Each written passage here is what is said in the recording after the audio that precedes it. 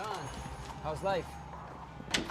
Everybody down! On the ground, now! What's the matter, deaf? Hey. How about a hole in the chest? Ah, I know, you're right. Shoot!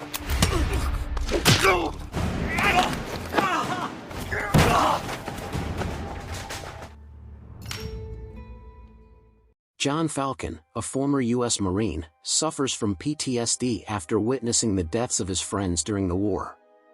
Haunted by these memories, he frequently plays Russian roulette, though he has never succeeded in ending his life, as the gun has never discharged.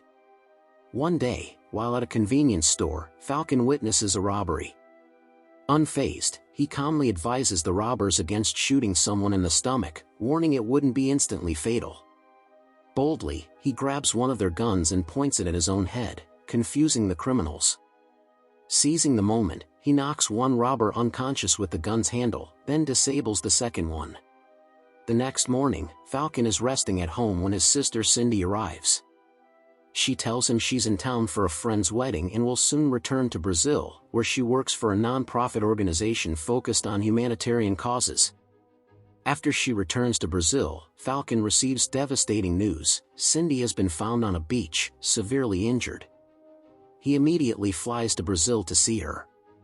Meanwhile, in a Brazilian neighborhood called the Favela, Detective Diego Santo and his partner Carlo Baroro are conducting a raid to arrest residents suspected of illegal arms dealing. During the raid, Santo is confronted by Catarina, a fellow officer upset that he's operating in her jurisdiction and treating locals harshly. When a youth throws a rock at Santo in protest, he reacts by drawing his gun, prompting other armed residents to do the same. To defuse the standoff, Santo challenges one of them to a fight. If he loses, he promises to leave the area for good. The challenge is accepted. Baroro fights first and easily defeats his opponent using his capoeira skills. Confident, Santo vows they'll return one day. Falcon arrives in Brazil and is picked up by fellow veteran and diplomat Manny Ridley. At the hospital, Falcon is distressed to see Cindy's fragile state, which triggers memories of war victims. Ridley introduces Falcon to Santo, who is handling Cindy's case. Though Ridley urges him to stay calm and let the authorities handle it, Falcon insists on joining the investigation and asks to see the crime scene. There, he meets Catarina. Suddenly hearing an explosion, he quickly grabs her gun and aims at a suspicious car. Impressed by Falcon's reflexes, Santo asks Catarina to keep an eye on him. Catarina gives Falcon a tour of the favela and explains how illegal businesses fund local schools, clinics, and government services due to the state's neglect. This creates a moral dilemma for her: arresting criminals often means harming the community. Later, she leaves Falcon alone on the beach. While observing his surroundings, he spots a group of youths and follows them. He's shocked to see Cindy's necklace around the neck of a boy named Cuca. When Falcon asks about the necklace, Cuca, who doesn't speak English, responds by challenging him to a fight. Falcon fends off multiple attackers, including a knife-wielding Cuca, and disarms him. Just then, Catarina appears and stops Falcon by pointing her gun at him. She translates Cuca's explanation: Cindy had given the necklace to Cuca's younger sister, who disappeared before Cindy was found injured, implying both incidents may be connected. Cuca gives Falcon Cindy's notebook, hoping it holds clues. Later, Falcon uses carbon paper to uncover a photographer's phone number in Cindy's notebook. He meets the photographer at a cafe and learns Cindy was investigating a human trafficking conspiracy. The photographer refuses to share evidence, so Falcon secretly steals his flash drive. Moments later, the photographer's car explodes, killing him. A vehicle then pulls up and its occupants open fire on Falcon, who grabs a fallen guard's weapon and fires back, forcing them to flee.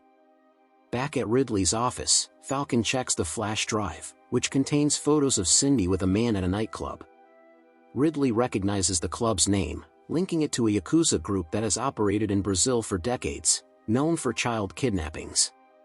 Believing Cindy's investigation uncovered their crimes, Falcon heads to the nightclub, confronts the man from the photo, and extracts the address of Cindy's attacker. Meanwhile, Santo leads a violent police raid in the favela, indiscriminately killing escaping youths.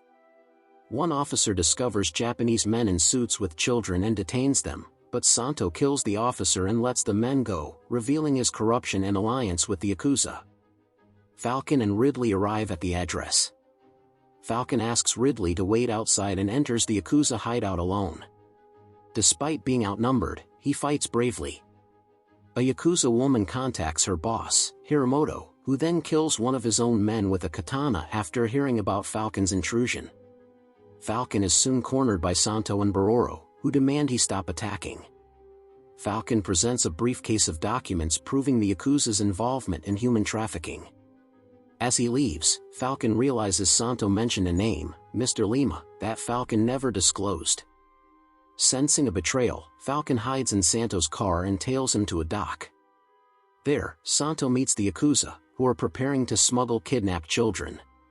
Falcon alerts Ridley and the police but, growing impatient, sneaks in alone and neutralizes several Yakuza. He confronts Baroro, defeats him, then fights Santo, easily outmatching him. Hiramoto joins in with his katana, but Falcon arms himself with iron rods and defeats him too. Eventually, Ridley and the police arrive to rescue the children. In the end, treating Cindy's injuries requires a large sum. Fortunately, Ridley offers financial help, on the condition that Falcon joins the State Department as an agent under the code name Falcon, his former military alias. With no better option, Falcon agrees.